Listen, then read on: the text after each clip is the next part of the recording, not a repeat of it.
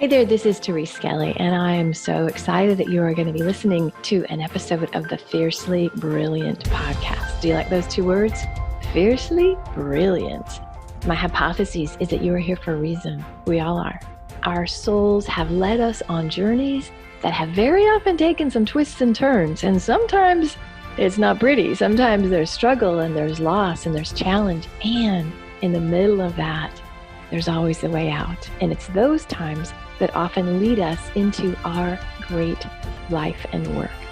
So you're going to hear stories in these episodes of myself and other beautiful people that share the journey. They share how they got to the place where they're standing, working in their brilliance, and being the powerful leaders that they are. So stay tuned and enjoy this episode. Hey, this is Therese Skelly of the Fiercely Brilliant podcast. I'm so excited that you are here. And woohoo, you know I bring amazing people on this podcast, and today is no exception.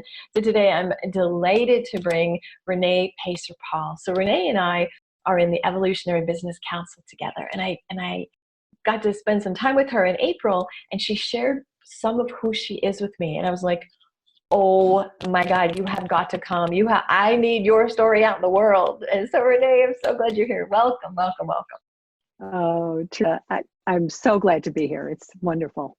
Thank you. To share this time with you. I was commenting on her beautiful background. Like, do you want to just like so be where she is? I love the background. It's just like, it's really like, it's like art. So thank you for the good visuals to start this, right? All right. Awesome. So Renee, tell us what you do, because you have a very interesting, very different business from most of the people I interview. So I want to hear how you show up in the world and how you support people. Well, I show up in the world and help support people by using the creative skills that I've acquired over the years and combine them with some really horrific things that have happened to me in the past to help people get over trauma and really delve into and deal with difficult situations. And I know you're a speaker, facilitator. Yes. I'm working on a book too, so soon to be author. That's awesome. Really good.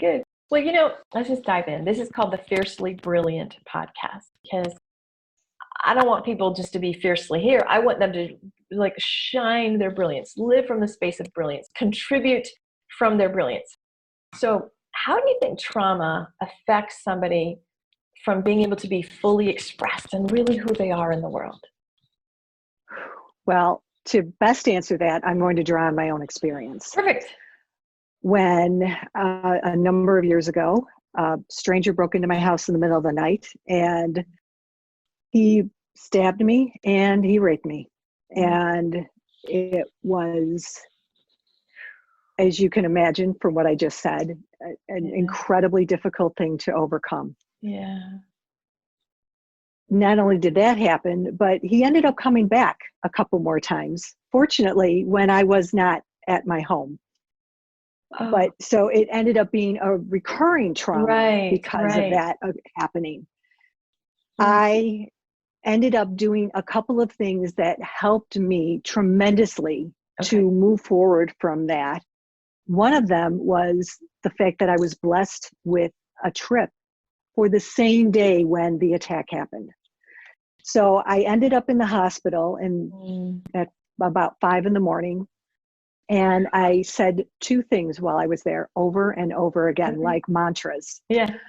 The first one was, I'm not going to let this bastard ruin my life. Good. Hopefully that language was okay. We love the language here. Because that's exactly what I said. Yeah. And the second thing was, could we speed this up? Because I have a plane to catch. Oh my God. Wow. I was determined to go on my 2-week trip to Europe. And it fit right with the other mantra of, I'm not going to let this bastard ruin my life. Right. I took that trip, and because I was on that trip was the reason I wasn't there the second time he came back. Oh my God. So that trip saved my life in a couple of different ways. But when I look back on it now, one of the things I realized was because I took that step to continue doing things in my life that were important to me, that were a quote unquote normal part of my life, Right. even though a trip like that isn't normal. It was for me at that moment. Uh-huh. And then when I got back, and the third occurrence happened when I was still no longer at the house because we knew it wasn't safe for me to be there. I went to there to gather some belongings, and my then boyfriend said to me, well, we have to stop this now because you have to go officiate your volleyball match. At that point, I looked at him like he had about 3 heads. Right. And I just said, all right, you're right. I made a commitment. I have to go do this. Yeah. So I went off to do that as well. And all of those things taught me that if you don't let what happens to you define you, if you make the choices, you define what you're going to do and choose that instead of what someone else is trying to get you to do as a result they made happen, that makes all the difference in the world. What an amazing story. Wow. And you know, I there's not a lot of people that just come and just talk about a rape. And so if you're watching, you might, I maybe put a little trigger warning, right? You might be a little triggered yourself. Yes. And breathe, right? We're okay right now. It's not happening right now. And if you have a reaction, it's okay. You're just having a reaction. And Renee, I just props to you. Like anybody that can survive that, and then turn it to the good, right? But sometimes, like, what about? I want to talk about what if something happened 10 years ago, and because you did it the day of, in the moment, right? What about people that have had either trauma that they didn't realize, or trauma that, you know, like you get divorced and you're like, God, that was traumatic. You know what I mean? Like, so that's a little bit of a different thing. So what do you have around that? I can also share that even though when I came back, I did those things and then realized I needed some help and got some counseling. Yeah, sure. I found all of that to be beneficial. And I thought I was okay. Yeah. You know, even in the midst of everything that happened, I thought, I'm okay. I've got it together. And I'm going to fast forward then, probably about 8 years. And I attended for the first time, this conference called CPSI, Creative Problem Solving Institute. It's the oldest running creativity conference in the world. And it happens outside of my former hometown in Buffalo, New York. And at one of the sessions there, we had to go through a series of exercises about who you are. So you had to say, I am what? I am a mother, I am a teacher, I am a volleyball official, I am whatever. And we had to go through layer upon layer upon layer of this. And about the time I got to I am 30, whatever, I hit a wall and I completely broke down. And as I recovered through that process, I realized then that my healing had not finished, but not by a long shot. So there were parts of me that I thought were okay, but that the real work hadn't gone down into the deep layers. And that was the start for me of doing that work and falling absolutely in love with the world of creativity. And that's why I've been involved with that ever since. Cool. Well, so I think to answer your question, yes, I know there are people out there struggling with things, sometimes without even being aware of it, of occurrences that happened many years ago, sometimes even decades ago. And that's what prompted me actually to do the work that I do, because I heard someone on a talk show call in about all the things she couldn't have or be or do, or that no one could love her, that she could never feel safe or have a job, just this litanies of her saying, I can't. And then she said, because she was raped, not 10 days ago or 10 weeks ago or 10 months ago, but 10 years ago. And that's when I knew that all those things she said she couldn't have, be, or do was at that point, that was my life, that I had all those things I could, and I had that it was important that was a message that I share and work that I do. That's awesome. That's awesome. So let's talk about some signs. You know, you don't just have to have been raped to have trauma, right? And I want to just focus on the word trauma, because there's little micro traumas that we just, oh, it's no big deal. Bullying, oh, they didn't mean it. A breakup. You know, for me, I had infertility for years, and even though I got pregnant, that I was still traumatized. You know, even though I got the thing, I remember, like, you know. And so for me, a lot of it, I used to be a psychotherapist, so this is kind of my expertise in many ways. It's like your physiology is just jacked up. And so, you know, so one of the signs is just look at your nervous system. You know, you see something and you have an overreaction, or if you think about something, you start looping, you can't stop thinking about it, or you feel fear or terror. So what do you, because you work with trauma, so how would people identify? Obviously, I know if I'm raped, I know, you know, certain things, but how would you know if you're kind of still afflicted with trauma that is interfering with you? Like in your world, what signs would they have? Well, certainly for someone who's been physically assaulted, one of the key indicators is what's called an exaggerated startle response. So if someone comes up on you suddenly, or you round a corner and someone scares you a little, something that wouldn't normally scare many people to a degree that you tend to be hypersensitive about. So that could be one indicator.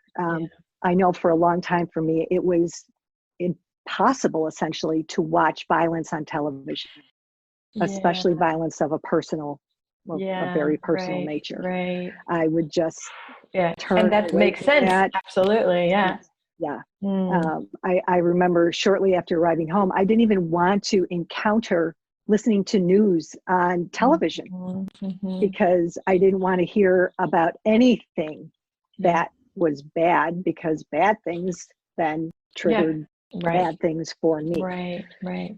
So, but then there are other smaller signs, like things that you just think, I don't want to go there. I don't want to deal with that. I'm going to avoid that. If you start seeing a pattern with that those things keep cropping up again and again, something's going on there that's preventing you from exploring that or being comfortable with that. So that would be another indicator. Trying to think of some more examples. I think it would vary depending on what the nature of the trauma was. Of course. You know, for me, the biggest one, trauma, is shame. Like shame breeds, like you were great to say, that bastard will not, you put it out of you. Like, he will not take from me. And I was working with a client recently, and she had family molestation, like the father molested, you know, somebody, and then the brother. She did nothing. She didn't perpetrate anything, but she was like, but I come from this family. And I'm like, but it's not yours. She felt the guilt. She felt it. And so I just want to say, because I think this, like, to me, shame is the sense of this is bad, this is wrong, right? And when there's rape, sexual assault, we go to, oh, I shouldn't have done that. You know, obviously you're in your bed. You didn't, you know, it's not like a date rape where you were out kissing him or something. You literally were violated and victimized.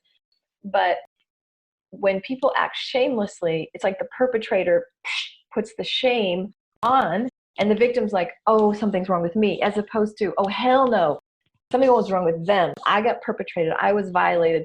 They are the ones that should be acting shameful, but we carry the shame. And so that's such a big one. Like, how did you, I mean, you have built a whole business around, hello, I was raped. Like, you built a whole business around that.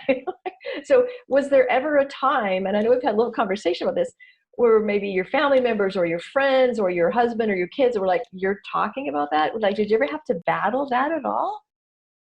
Well, I'm going to take that back even a step farther, because even though it was a stranger who broke into my home, there was still that time where it was, well, couldn't I have done more to stop him? Why didn't I take better precautions to make sure he couldn't get in my screens? Yeah. So things your mind like goes that. for that. Right. yeah, so there was still that I could have done. What else could I have done? There should have been more that I could do or should have done. And the huge thing that got me out of that mindset was yet another activity at another type of creativity conference. And we went through a series of exercises where it was take the situation as it stood and take the outcome as it stood. But then it was, okay, now instead of what you did, do what you thought you should have done. Do something else. And what was your outcome from that? I took that through a series of steps. And by the time I got through the steps, I was dead. I hadn't survived the rape. And I knew that was very potential. Absolutely. Potential was absolutely there, because this man who ultimately got arrested and convicted, he ended up going to trial after he was convicted on a case I was joint in with another woman for someone else that his attack on her had proceeded two weeks prior to mine, and he left her in a bloodbath for dead. And I also knew from his interactions with me that he was fully capable of that he just had no concern or care about right as it occurred to me. So I had all of that going on in my head early on. And then, yes, later on, there was concern from family, from, ultimately from the man that I ended up marrying. And it was, you still, are you sure you want to delve into this? Because it's like, why do you want to be in that? And and that to me is huge, because it's not that I want to be in that, because that's what victims do. And that's how people unfortunately remain victims. They stay in story because that's where they gain sympathy or they receive what they perceive to be benefits from that story, when in fact all it's doing is locking that trauma deep inside and not allowing it to be processed and to be let out. I just want to say something though. Sometimes they don't know there's another choice, right? Because there's a thing called a trauma bond, or like, oh, you were raped, oh, I was a rape survivor, oh, I got assaulted. And there's like, we have to bond around our brokenness.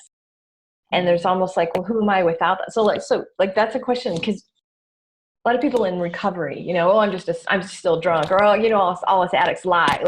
Like you get an identity based around the broken part. Who would you be without that? And so there's an opportunity there if you're, I'm not saying you're a rape survivor and, you're doing what she's saying, but maybe you have every man I love has left me, or I always lose my jobs. Maybe you have an identity of stuff happens to me. Who would you be without that story?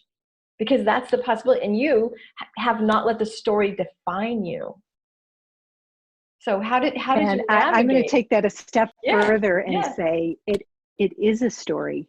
And you can choose to tell the story in a different way. Ooh, I got goosebumps. And you can choose to make the story have a different ending. Okay, I want to go real deep here. I think the way you choose to change the story is understanding the why of it. So for you, Renee, is there an existential, this happened to me because, or this happened to me for, you have to get right with that. Otherwise you're just fucked. You're just a victim, right? So how did you make sense of, I lived through a horrific thing. How does that land for you? What's the story today that you hold it with? This actually came to me quite recently. Because it was something that I struggled with for quite a while. And I remember people saying to me, oh, well, what doesn't kill you makes you stronger. A lot of people, right, exactly, have heard that phrase. What doesn't kill you makes you stronger. And when I first heard that, when some people were saying that to me, I said, I was already strong. I didn't need this to prove that I was stronger. Right. I honestly just recently started reading Elizabeth Lesser's book called Broken Open. Mm. And there have been some things that have really resonated with that with me. But another book I read recently is called Grit. Mm. And in Grit, the author makes a reference to that statement and then puts anecdotally in that some people have considered, like with the researcher who worked on this, have considered not that what doesn't kill you makes you stronger, it's how you react to what doesn't kill you that Oof. makes you stronger. Truth bomb. That is good. Good. So it's taking that experience and then saying, okay, what is it that I'm going to do with this? And for me, ultimately, it was by nature, a teacher. I am comfortable with public speaking, which most of the rest of the world thinks they'd rather be in the coffin than delivering the eulogy. So, and as I realized that, it became easier for me to deal with processing this as I opened up and shared it, because that's just how I roll. Right. Then I realized I'm the perfect person to help those who can't do that kind of work that is easy for me to do. Well, maybe not easy, but is certainly it's yours to in do. my wheelhouse. It's your work. Yes. So have you had any experience, Renee, of somebody just going, thank you for telling your story. I've never told anybody. Like how does that go for you? Yes and yes. I routinely, when I go to networking events or meetings, and I have the opportunity to not just introduce myself, but say a little bit about what I do and who I do it for. It is actually unusual that at the end, someone doesn't come up to me privately and say, thank you for saying that. Thank you for sharing that. I've never told anyone this, but, and then disclosing. This is why we're having this conversation, because see, I'm like a shame buster because of my trauma. I've been sexually assaulted. I have had a boatload of stuff. And what I know is the great lie is that you're broken and don't tell anybody and keep it hidden. And if we bring light to it, it heals. Like dark can't live where light goes, right? And so that's why I love it's toxic if you keep it inside. 100%. It's just the way it is. It is. And so I love courageous women like you who come forward and say, this happened. And, I saw, do you know Iyanla Van Zandt? Do you know who she is? Oh, yes. I love Iyanla. Like, oh my gosh, she's like who I want to be when I grow up and get a TV show, right? And I saw her, oh my gosh, probably 15 years ago. She came to my church and she preached and spoke and did a workshop. And her whole thing was everything that happens to you was divine design, like it was supposed to happen. And a woman stands up, she goes, hold on, I was sexually assaulted. And how can you tell me that was supposed to happen to me? And first she said, because you could handle it. And the woman pushed back, she's fighting on the microphone. And Yolanda says, look, everything that happens is for healing, yours or somebody else's. And your story is the most beautiful. I mean, on a soul level, you chose this. You said yes to this.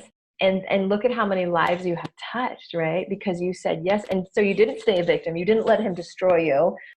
The bastard didn't win. And so I just so want to honor you and the work you do. And as we wrap up, is there any final words of wisdom? If anybody's out there struggling, going, should I talk about it? I don't know. I'm carrying it. Like, what would you say to somebody? I would say you would need to find a way to get it out in some way, shape, or form. And find someone to talk to, or even start journaling. You don't even have to share the journaling, the writing with anyone. Just out of you. If you don't feel that you can do that. But just some way to find a release for that time. And it really is toxic. It's eating up the inside of you if you don't find a way to get it out, to have some kind of release.